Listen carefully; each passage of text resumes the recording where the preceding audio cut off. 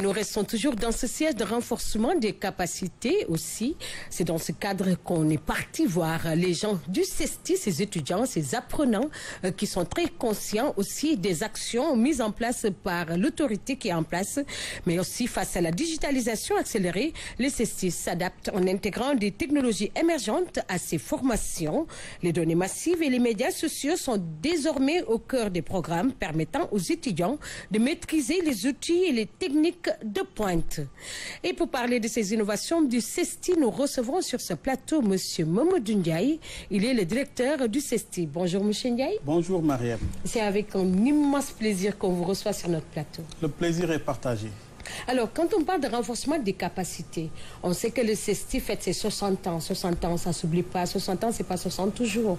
On va revenir sur les performances du CESTI, mais bien avant cela, quelles sont les innovations techniques du CESTI? Alors, il faut dire que le CESTI rime avec innovation, parce que depuis plusieurs années, nous avons intégré les technologies de l'information et de la communication dans la formation des journalistes.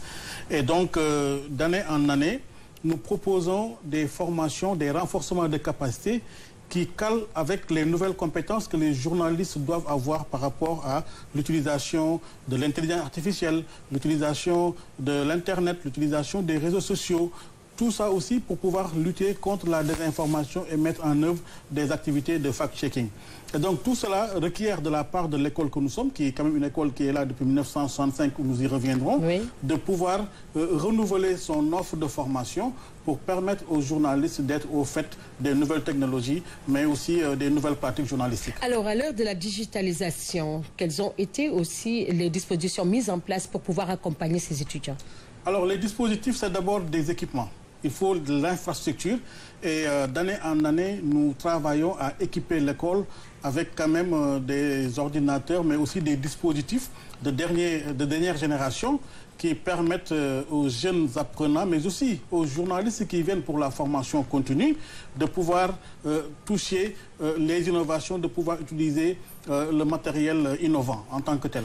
Nous avons également mis en place des partenariats avec des structures sur l'intelligence artificielle, mais également des organisations internationales qui nous appuient pour renforcer nos dispositifs, notamment avec les caméras PTZ que nous avons installées récemment, mais aussi et surtout la possibilité de faire des montages innovants sur des machines de qualité. Alors justement, en parlant de ces montages, on voudrait savoir aussi, est-ce que la formation en pratique est mise en place? Ah oui, nous avons carrément changé l'offre de formation, parce qu'avant, vous pouvez en témoigner, un étudiant du CESTI qui se spécialise en télévision, par exemple, fait le montage vidéo à partir de la 3e année.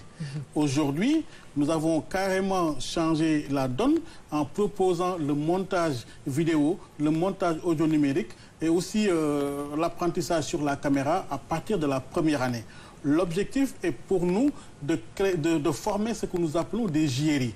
L'étudiant, à partir de la 1re année, doit savoir monter aussi bien sur l'audiovisuel que sur d'autres techniques, notamment avec la presse écrite, le PAO, pour pouvoir leur permettre d'avoir toutes les compétences requises pour finalement, quel que soit leur choix de spécialité, pouvoir faire le travail journalistique convenablement. Alors, quelle est la place de l'IA? Alors, l'IA a touché la pratique journalistique, je vous dirais même tous les secteurs. Mais ce qui nous intéresse le plus, nous, actuellement, c'est l'intelligence artificielle générative. Et cette intelligence artificielle est aujourd'hui utilisée par nos étudiants, parce que nous avons fait une étude avec Ibrahima Benjamin Diagne, le journaliste, et un autre collègue, Moussa Diop, pour mesurer l'utilisation de l'intelligence artificielle dans les pratiques journalistiques.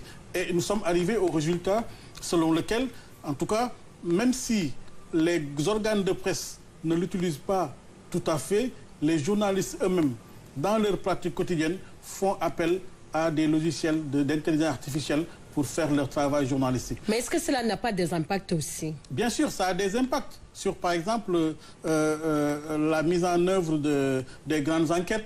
Nous avons un règlement bien précis, vous voyez, sur les sources, etc., sur le matériau à utiliser, sur les techniques à utiliser. Et nous sommes obligés au CESTI, et nous sommes en train de revoir même l'organisation de la grande enquête pour l'adapter à l'intelligence artificielle.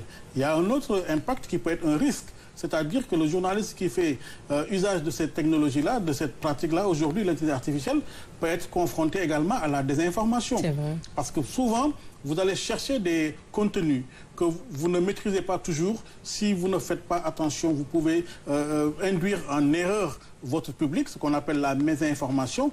Et c'est la raison pour laquelle nous, en tant qu'école de journalisme pionnière et leader, nous nous sommes dit qu'il nous faut d'abord mettre en place un dispositif pour dire ce qui est permis et ce qui ne l'est pas, mais également les former à une utilisation éthique et responsable de l'intelligence artificielle. Alors justement, en parlant des dérives même de cette intelligence artificielle, est-ce qu'il y a aussi d'autres formations qui ont été mises en place à côté pour pouvoir accompagner même ces étudiants? Oui, nous sommes sur au début là, bon, d'ailleurs nous ferons la réunion d'information mercredi, un projet de partenariat sur la formation continue qui donne une grande place à l'intelligence artificielle, au journalisme d'investigation et de solutions, mais également à l'éducation, aux médias et à l'information. Donc nous nous sommes dit qu'au niveau de l'école, au niveau aussi des professionnels du journalisme aujourd'hui au Sénégal, il faut qu'on sache que l'intelligence artificielle n'est pas une fin en soi. C'est un logiciel, c'est une technologie qui doit aider le journaliste à aller vite, mais il ne doit pas oublier que pour son travail, il y a des mécanismes, il y a des éléments qu'il ne peut pas sauter parce que tout simplement la vérification, les sources sont essentielles dans la pratique journalistique. Donc nous allons rappeler ça régulièrement dans nos offres de formation et nous préparons un ensemble d'offres de formation qui intègrent notamment sur le digital l'intelligence artificielle et la manière de l'utiliser sans pouvoir enfreindre les règles qui organisent le métier. Alors, le CESTI va fêter ses 60 ans durant toute l'année, parce que ce n'est pas seulement 11 jours ou 60 jours. Donc, on compte fêter cela durant toute l'année. Quels sont les dispositifs qui ont été mis en place pour pouvoir aussi innover et accompagner aussi ces étudiants dans ce processus d'élaboration aussi des résultats? Alors, au début de l'année, nous avons mis en place un programme d'activité avec l'ensemble du personnel.